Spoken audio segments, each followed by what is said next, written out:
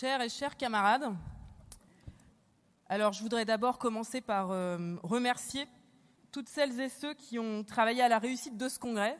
Je vous demande d'applaudir les bénévoles, les camarades de l'ALS qui tous les matins à 6h du mat étaient là pour ouvrir le congrès et jusqu'à tard le soir étaient là pour fermer le palais des congrès. Je vous demande d'applaudir particulièrement Sylvain Bernard qui a coordonné l'équipe de 200 camarades de l'ALS. Je vous demande également d'applaudir les partenaires sans qui notre congrès n'aurait pas pu se tenir, qui étaient pendant tout le congrès dans les allées du congrès. Et puis, je voudrais aussi et surtout qu'on s'applaudisse tous les délégués. On a vécu un congrès difficile, compliqué, et on a su, par notre sens des responsabilités collectives, surpasser les difficultés. Et je suis sûre qu'on réussira à sortir avec une CGT largement rassemblée pour répondre à tous les défis qui sont les nôtres. Alors, je voulais juste quand même dire, pour reprendre les termes de Boris tout à l'heure, son petit euphémisme, qu'on a eu quelques petites conditions techniques un petit peu particulières sur la préparation de cette fin de congrès, et donc vous demandez toute votre indulgence, étant donné que ça fait 48 heures que j'ai pas dormi et que ces conclusions ont été écrites en moins d'une heure. Voilà, donc ne vous attendez pas, ça va être rapide. On a vécu, chers camarades, un congrès inédit. Un congrès inédit parce qu'il s'est placé au cœur du mouvement social. Au cœur d'un mouvement social qui dure depuis 2 mois et demi. Au cœur d'un mouvement social marqué par des grèves reconductibles depuis le 7 mars. Et je tiens à saluer tous les camarades, toutes les professions qui sont en grève depuis le 7 mars et qui ne lâcheront rien jusqu'au retrait de cette réforme des retraites.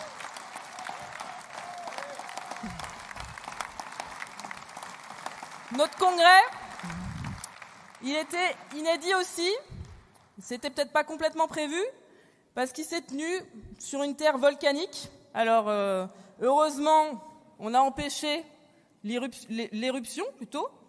Mais bon, il ne faut pas qu'on se mente, notre congrès, il a été très difficile, il a été violent parfois.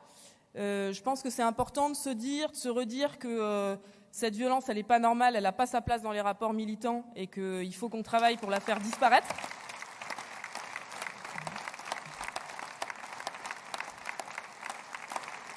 Parce que parfois, chers camarades, on le sait toutes et tous, parfois on est plus dur entre nous qu'on est dur face aux employeurs ou face au gouvernement. On a besoin, c'est tellement dur la lutte, qu'il faut que le militantisme, ça soit un havre de paix, de ressourcement pour retrouver la force face aux attaques du capital. Alors, faire en sorte de retrouver des relations apaisées, pacifiées, ça ne va pas se faire du jour au lendemain. Il y a des plaies qui sont importantes, mais ça passe d'abord par notre culture des débats. Il faut qu'on réapprenne à travailler tous et toutes ensemble, à l'image de ce que nous savons si bien faire dans les luttes. Et ce qu'on sait faire dans les luttes, il n'y a pas de raison qu'on ne sache pas le faire dans la CGT, parce que c'est exactement la même méthode qu'il faut employer.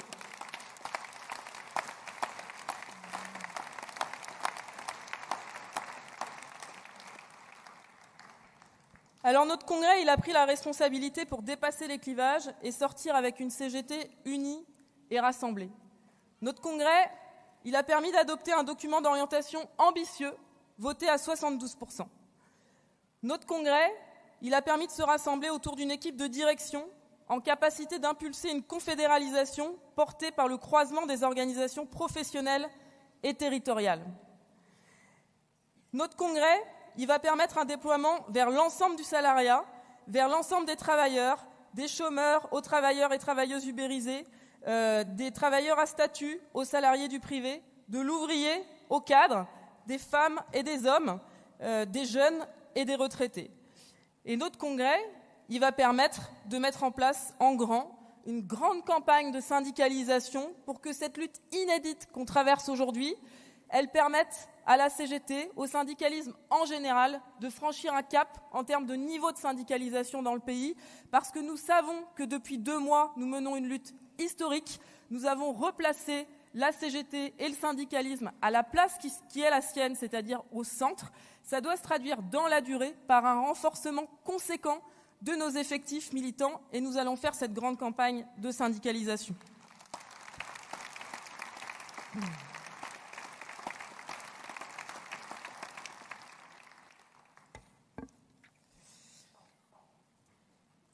Alors, notre document, voté à plus de 70%, il comprend un certain nombre d'orientations claires et une feuille de route claire. D'abord, une feuille de route sur la question de l'industrie et des services publics.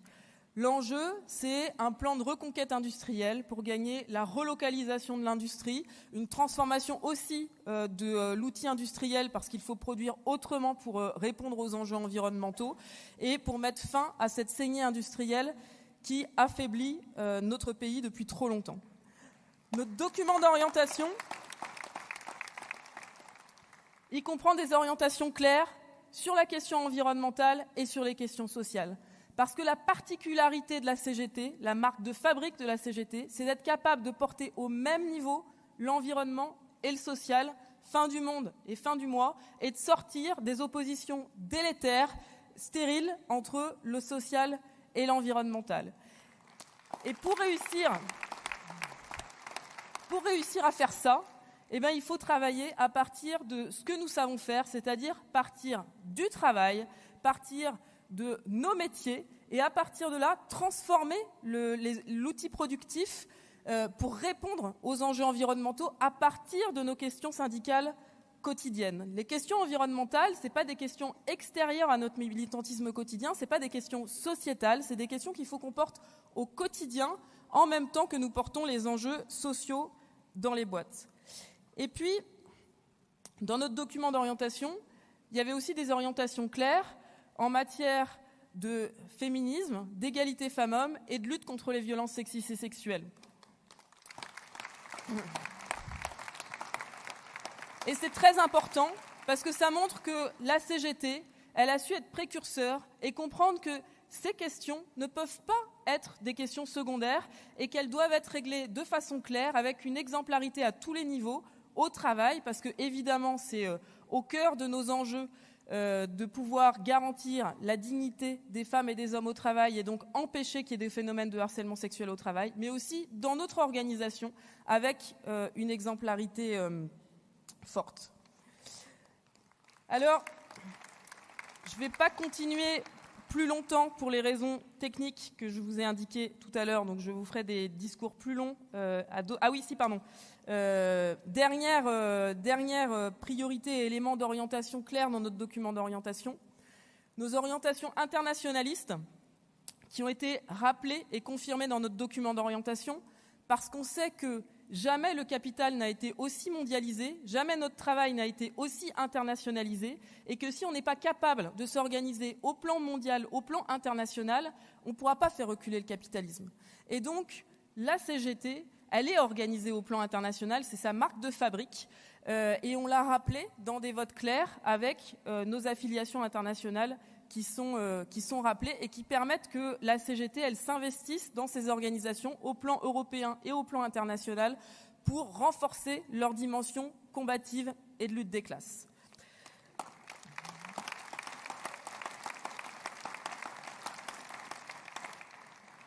Alors, à l'image du message des délégués, à l'image du message que toutes et tous, vous avez souhaité passer à travers tout ce congrès, ce message de rassemblement, je vais commencer maintenant, moi aussi, à aider à travailler ce rassemblement, en commençant par remercier Philippe Martinez.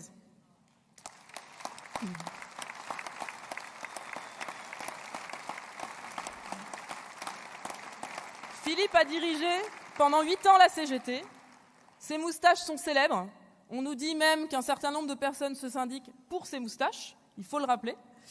Et Philippe, je voulais t'adresser un message personnel et te dire que tu as réussi, et ce n'était pas une mince affaire, à amener pour la première fois une femme à la tête de la CGT. Et je sais que ça te tenait particulièrement à cœur.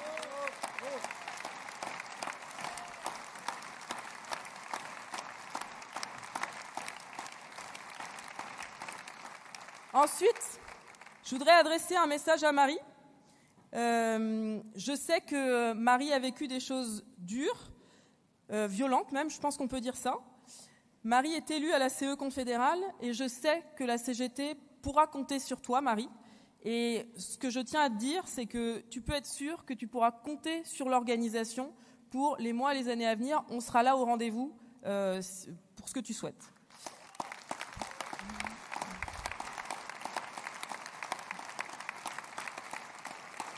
Enfin, je voulais aussi passer un message à Olivier Matteux. Donc, j'ai dit que Philippe était célèbre par ses moustaches. Olivier s'est aussi rendu célèbre par son look et son phrasé, et puis son accent bien marseillais, évidemment, notamment à la télé.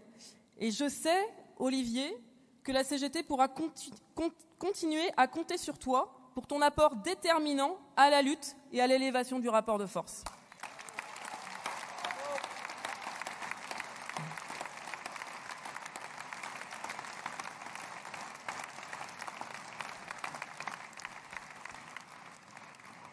Alors maintenant, les camarades, voilà, Olivier. Maintenant, les camarades, je crois que notre congrès, on ne va pas se mentir, c'est d'abord un message fort, déterminé au gouvernement, au patronat et à Emmanuel Macron. Nous ne lâcherons rien. Nous ne lâcherons rien, à commencer par notre exigence de retrait de cette réforme des retraites. Il n'y aura pas de trêve, il n'y aura pas de suspension, il n'y aura pas de médiation. On gagne le retrait de la réforme des retraites.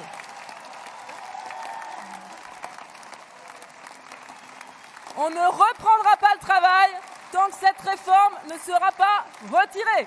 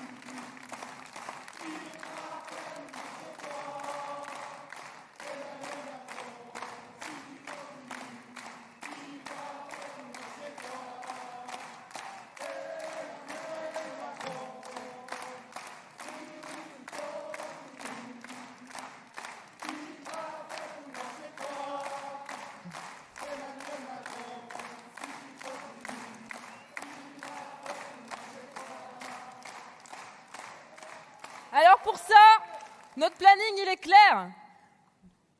Dès la sortie du congrès, évidemment, tous les délégués reprendront la lutte. C'est pas comme si on l'avait arrêté, on avait continué pendant le congrès. Puis on a des camarades qui ont continué à tenir les piquets de grève pendant notre congrès, à qui il faut qu'on adresse toute notre solidarité.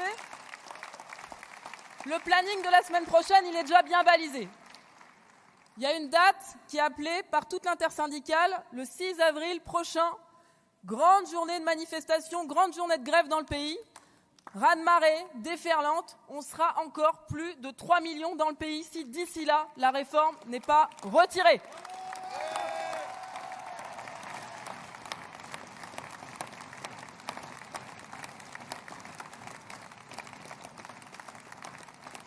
Et puis, avant, le 5 avril, vous savez que finalement, Elisabeth Borne et le gouvernement, qui n'avait pas le temps de rencontrer l'intersyndicale, autre chose à faire, ont subitement annoncé qu'ils souhaitaient nous rencontrer. Donc il y a un rendez-vous de l'intersyndicale le 5 avril avec Elisabeth Borne. Et nous irons, toute l'intersyndicale, unie, pour exiger le retrait de cette réforme de façon ferme, déterminée.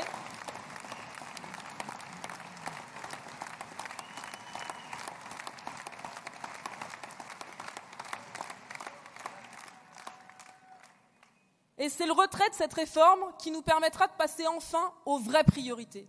Parce que la vraie priorité, c'est pas de répondre à un déficit qui n'existe pas. La vraie priorité, c'est d'augmenter les salaires, les camarades. Parce qu'on le sait que pour la première fois, les salariés de ce pays ont des salaires qui baissent en euros constants. nos salaires ont baissé pour la première fois. Il faut augmenter les salaires.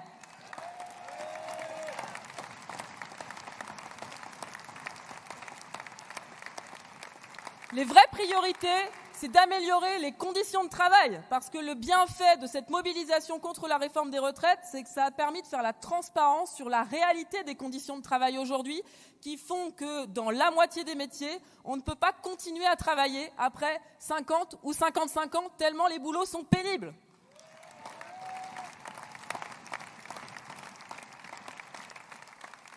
Et puis les vraies priorités, c'est la question environnementale. Parce que pendant qu'on fait cette réforme des retraites, on ne fait toujours rien sur la question environnementale. La semaine dernière, le rapport du GIEC est sorti. Personne n'en a parlé, alors que le contenu de ce rapport est plus qu'alarmant. On enterre, on continue comme avant, et le capitalisme continue à détruire notre planète. Ça n'est plus possible.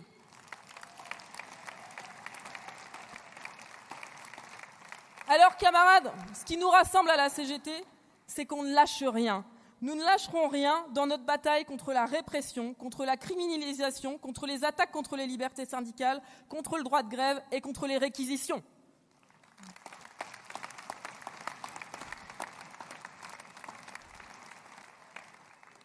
Alors, camarades, je pense qu'on va conclure ici. Vive la CGT et vive notre 53e congrès.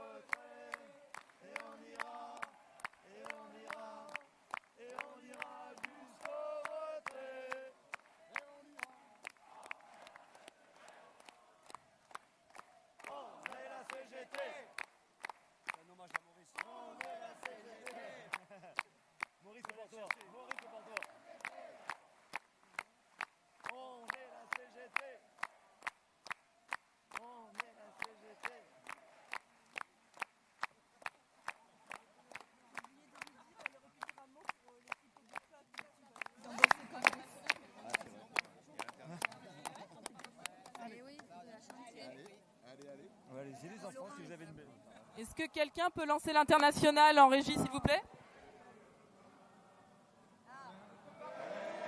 National sera le genre.